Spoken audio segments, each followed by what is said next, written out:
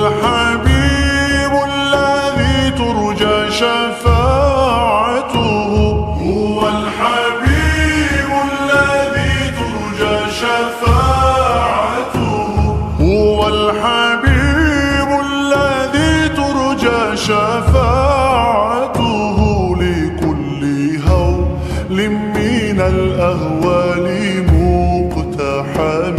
مولاي صل وسلم دائما أبدا على حبيبك خير الخلق